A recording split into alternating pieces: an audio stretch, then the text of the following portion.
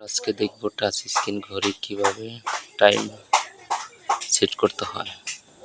ঘড়িটি যেমন দেখেন টাচ করলেই ঘড়ির সময় দেখা যায়। এটার জন্য কোনো বাটন নেই। ঘড়িটা কিভাবে টাইম সেট করতে হবে, ঘড়িটার ডান সাইডে মিনিটের কাঁটার এইদিকে চাপটা ধরে রাখতে হবে একটু নিচে দেখেন। তারপর যদি টাইমটা সেট করতে চান তাহলে এইভাবে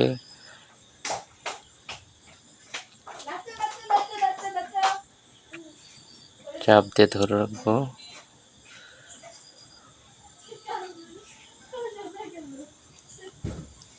মিনিটের নিচে স্ক্রিনের উপর চাপ দিয়ে ধরে রাখলে তারপরে একটা করে বাড়ালে চাপ দিলে পারে আপনার টাইমটা চেঞ্জ হবে।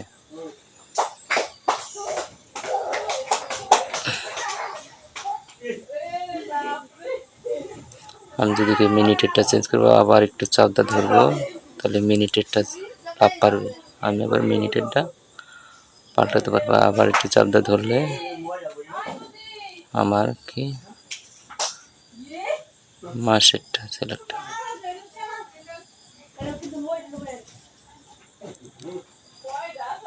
তাহলে দেওয়া হচ্ছে কি 4 মাস 23 তারিখ।